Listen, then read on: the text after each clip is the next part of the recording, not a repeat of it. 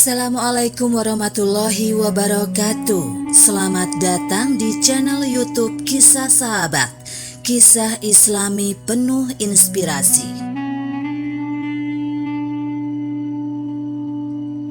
Sifat dan umur penghuni surga menurut Rasulullah. Rasulullah Shallallahu Alaihi Wasallam dalam sabdanya telah menjelaskan sedikit banyak mengenai gambaran kehidupan surga. Beliau juga pernah menceritakan tentang sifat dan umur para penghuninya.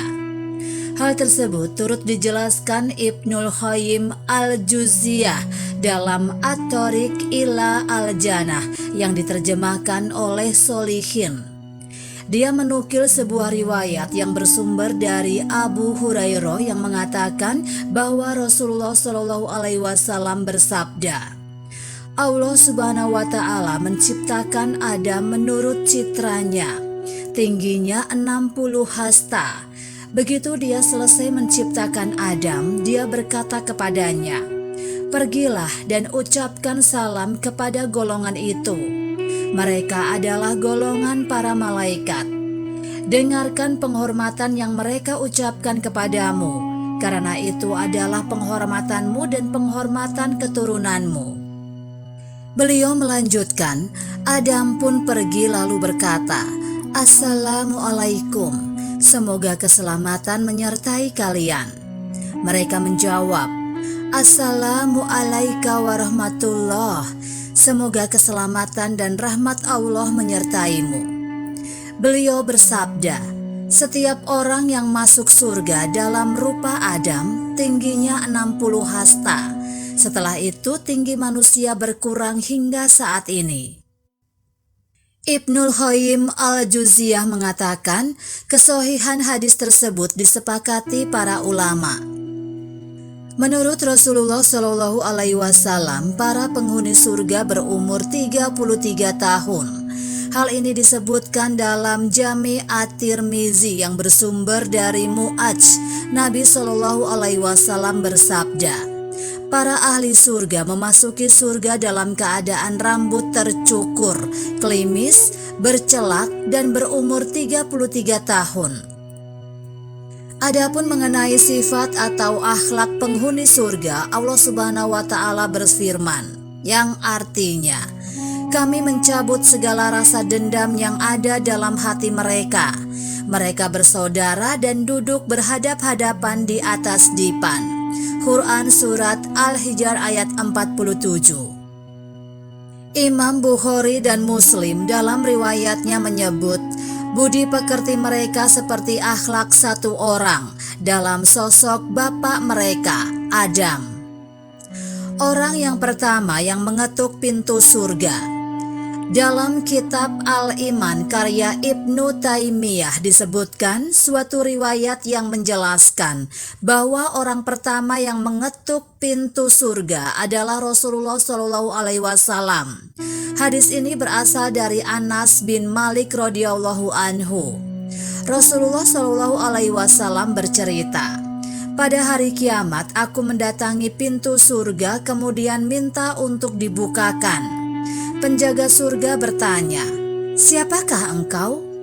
Para malaikat menjawab, 'Dia adalah Muhammad.' Malaikat penjaga surga berkata, 'Aku diperintahkan untuk tidak membukakan pintu bagi siapapun sebelum dirimu.' Hadis riwayat Muslim. Sementara itu, Ibnu Qayyim Al-Jauziyah dan Ibnu Abi Ad-Dunya dalam Sifat Al-Jannah wa ma'a'adda Allahu li aliha min an-na'im menjelaskan, Rasulullah Shallallahu Alaihi Wasallam adalah orang yang pertama mengetuk pintu surga.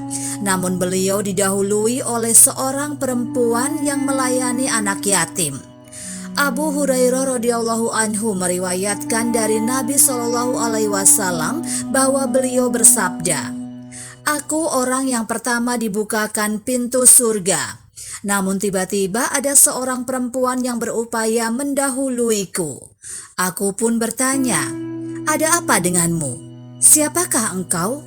Perempuan itu menjawab, 'Aku perawat anak yatim. Hadis riwayat Abu Ya'la, Ibnu Qayyim al-Jauziyah mengatakan sanadnya bagus. Selain sebagai orang yang pertama mengetuk pintu surga, Rasulullah Shallallahu Alaihi Wasallam juga menjadi orang pertama yang keluar pada hari kebangkitan. Dari Anas bin Malik, Rasulullah Shallallahu Alaihi Wasallam bersabda, "Aku orang pertama yang keluar saat orang-orang dibangkitkan. Aku adalah juru bicara mereka dikala mereka semua diam. Aku pemimpin mereka ketika mereka menjadi para duta. Aku memberi syafaat bagi mereka.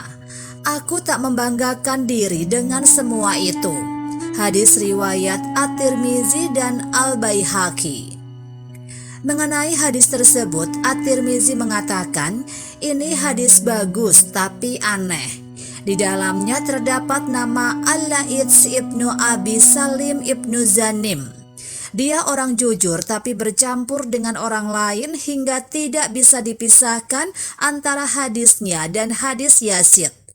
Dia orang yang lembek hadisnya. Hadisnya tergolong lemah atau dhaif. Demikianlah kisah sahabat yang dapat kami sampaikan. Semoga bermanfaat dan dapat menginspirasi kita semua. Sampai jumpa di kisah selanjutnya. Terima kasih. Wassalamualaikum warahmatullahi wabarakatuh.